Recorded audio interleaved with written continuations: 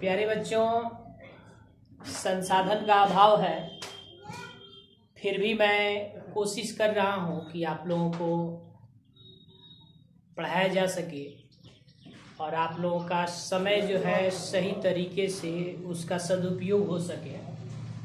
तो बिना वक्त गंवाए अब मैं क्या पढ़ाने जा रहा हूँ मैं बता रहा हूँ। जैसे आप देख सकते हैं कि यहाँ सबसे पहले लिखा हुआ है अकार्बनिक रसायन यानी कि इनऑर्गेनिक केमिस्ट्री।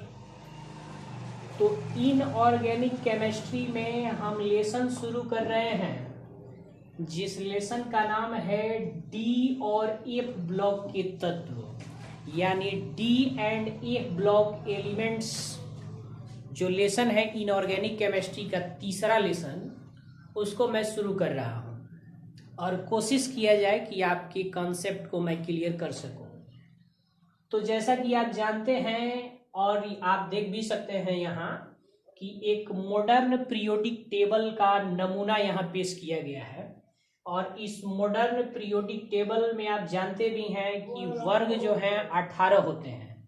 तो इसमें भी दिखाया गया है कि यहाँ वर्ग जो है 18 वर्ग है, यानी 1 से लेकर के इधर 18 तक वर्ग हैं। और इन वर्गों में जो एलिमेंट्स हैं उन एलिमेंट्सों को अलग अलग ब्लॉकों में बांट दिया गया है। जैसे कि ये पहला और दूसरा जो वर्ग है, इस पहले और दूसरे वर्ग में जो भी एलिमेंट्स उपस्थित रहेंगे उस एलिमेंट्स को एस ब्लॉक कहा जाएगा। ये आप समझ गए होंगे कि ये पहला और दूसरा वर्ग में, पहले और दूसरे वर्ग में जो भी एलिमेंट्स होंगे वो एस ब्लॉक एलिमेंट्स कहलाएंगे। और इसके बाद जो है क्रमवार अगर देखी जाए तो तुरंत यहाँ तीसरा वर्ग आ रहा है। तो वर्ग नंबर 3 से लेकर के, और यहाँ वर्ग नंबर 12 है, तो 3 से लेकर के 12 तक के वर्ग में जितने भी एलिमेंट्स आएंगे उन एलिमेंट्सों को डी ब्लॉक एलिमेंट्स कहा जाएगा। और फिर इधर जो है ये वर्ग नंबर हो गया 13, तो वर्ग नंबर 13 से लेकर के 18 तक के जो एलिमेंट्स होंगे उसको हम लोग पी ब्लॉक कहेंगे। तो पीछे जो आप लोग 2 लेसन जो पढ़े हैं ऑफलाइन कोचिंग में, उसमें आपको ये पढ़ा दिया गया है, यानी कि आप तो ये फर्स्ट ईयर में पढ़े होंगे। और ये जो एफ और डी और एफ ब्लॉक जो पढ़ाया जा रहा है उसके पहले लेसन में ये पढ़ाया गया था, पी ब्लॉक एलिमेंट्स पढ़ाया गया था। तो इसको आप लोग भली भांति पढ़ चुके हैं। अब हम लोगों को पढ़ना है डी ब्लॉक एलिमेंट्स। तो बच्चों आप डिफिनीशन बना सकते हैं, डी ब्लॉक एलिमेंट्स किसे कहते हैं उसको आप डिफाइन कर सकते हैं। अगर आप ध्यान से सुने तो नोट्स भी बना सकते हैं। जैसे हम लोग कह सकते हैं कि मॉडर्न पीरियोडिक टेबल यानी कि आधुनिक आवर्त सारणी के वर्ग संख्या 3 से लेकर के वर्ग संख्या 12 तक के वर्गों में जितने भी एलिमेंट्स उपस्थित रहेंगे वे सारे एलिमेंट्स डी ब्लॉक के तत्व कहलाएंगे, डी ब्लॉक के तत्व कहलाएंगे।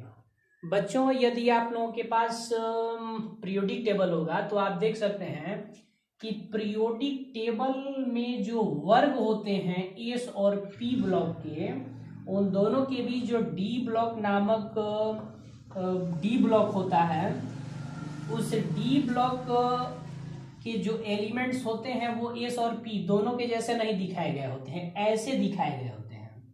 यानी कि डी ब्लॉक नामक एलिमेंट्स को जो है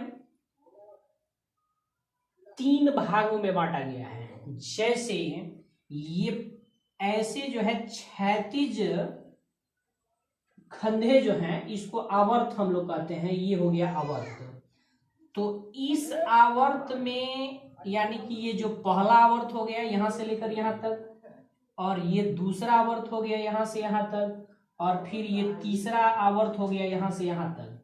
तो इसमें पहला जो आवर्त है उसको हम लोग कहते हैं 3D कहते हैं, यानी 3D एलिमेंट्स, या इसको हम लोग कह सकते हैं प्रथम संक्रमण श्रेणी।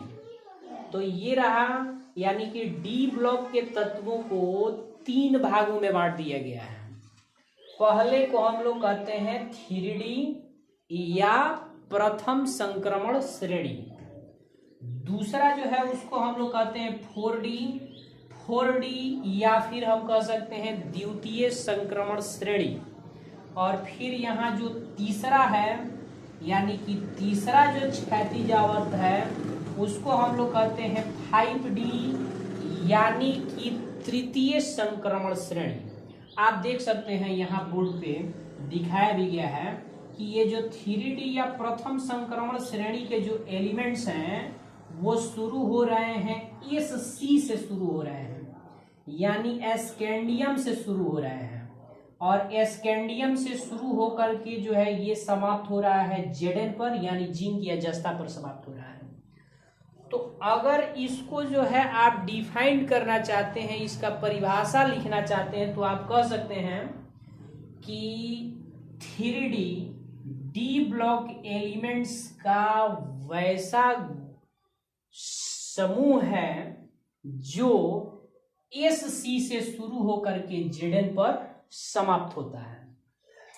पुनः आप दूसरे ऐसे जो आवर्त हैं उसमें देख सकते हैं कि 4D है, तो 4D नामक डी ब्लॉक का जो ग्रुप है ये शुरू हो रहा है Y से शुरू हो रहा है, यानी एट्रियम से शुरू हो रहा है और CD पर जाकर के समाप्त हो रहा है, यानी कैडमियम पर जाकर के समाप्त हो रहा है। तो आप कह सकते हैं कि वैसा संक्रमण श्रेणी जो Y से शुरू हो और CD पर जाकर समाप्त हो, वैसे संक्रमण श्रेणी को हम लोग 3D कहते हैं या द्वितीय संक्रमण श्रेणी कहते हैं।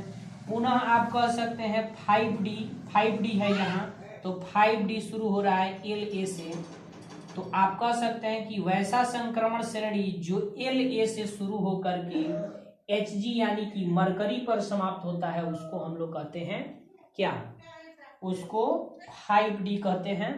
और इस प्रकार से ये डी ब्लॉक एलिमेंट्स जो है इसका सामान्य परिचय जो है समाप्त हुआ। इसके तुरंत बाद हम लोग जो है इसका ये प्रॉपर्टी पढ़ेंगे कि इसका प्रॉपर्टी क्या है। तो अभी नेक्स्ट आप लोगों को थोड़ी देर बाद मैं बता रहा हूँ।